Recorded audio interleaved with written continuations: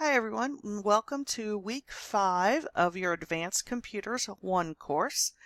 This week we are working in chapter 2 in your Word section of the textbook. So this particular chapter is going to be all about document presentation. So what you're going to be doing, and we're only going to be focusing on the first half of the chapter again, so you're going to go through about slide 19 on the slide deck here, and I believe it's page 216 in the textbook. So that's what you're going to be doing, just the first half of the chapter. And so basically what they're doing in this particular chapter is they're having you imagine yourself in the situation where you're starting a new business and you want to come out with some sort of marketing material. So what they're having you do is create a newsletter and walking you through some of the different things that you can do to properly format and organize that newsletter before you distribute it. So that's kind of the scenario as you start working through the hands-on exercises for the first part of this chapter. So we're going to be looking at things like fonts and things like that. So the very first thing you're going to look at is fonts. So when we're looking at fonts, we're looking at things like, what size is it? Is it, small? Is it large? Is it, how much kind of I don't know what you would call it, but, a lot of people refer to like the curly cues, okay? So we're talking about, in the book, it's called a serif font, and then a sans serif font, which has to do with how much of those curly cues you're going to see on there, okay? So how much of all that extra stuff is, part of the name of some of these fonts. So when you see serif and sans serif, that's what they're referring to. It's how much of those curly cues, so to speak, that you're going to see on some of those different fonts that you can choose from. So every type of font is kind of characterized by all of these different strokes. So you can see some of the common ones here. Times New Roman is considered a serif font, whereas Arial is considered a sans serif font. And again, it goes back to how much of these lines or these extensions on the little edges on the font.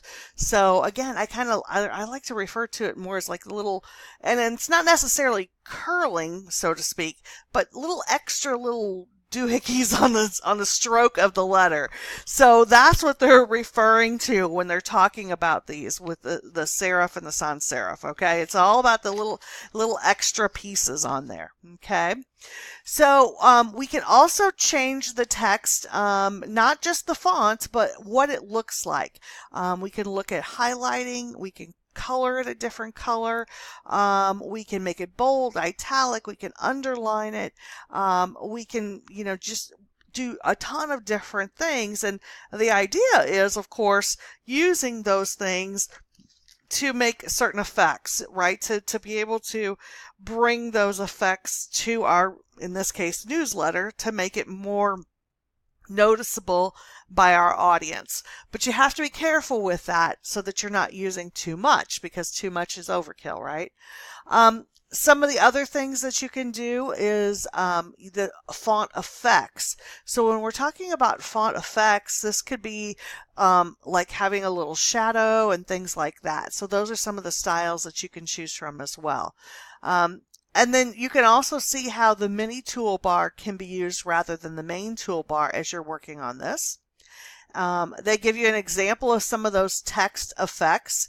You can see that there's all kinds of different things. So this has to do with like having an outline, being filled in, having a little bit of a shadow. All of those things are just different effects that you can add to the font that you've already got. And then, like I said, font colors. So you can change the color, and you can even use this color pad to make it just a shade different. So you can really get into detail with these different font colors when you're formatting those fonts. And then it's going to get into formatting the paragraphs. So aligning your text, left aligning, right aligning, centering, justifying, all of those things are going to be covered next. And If you're not sure what aligning means, there's some examples for you. Centering means just what it sounds like. It's right in the middle of the page. Right aligning means it's aligned with the right-hand margin. Left aligning means it's aligned with the left-hand margin. And justified means it goes all the way across, margin to margin. So that's kind of the difference between each of them. And choosing which one you want a lot of times just depends on, again, what you want your audience to notice. What do you want them to see? How do you want it to look to them? And then, of course, there's spacing. There's spacing as far as paragraph spacing, and there's spacing as far as line spacing. There's also indents, setting those indents and setting tabs, tabbing to the next space that you want to type. And so they're going to go through all of those things as well.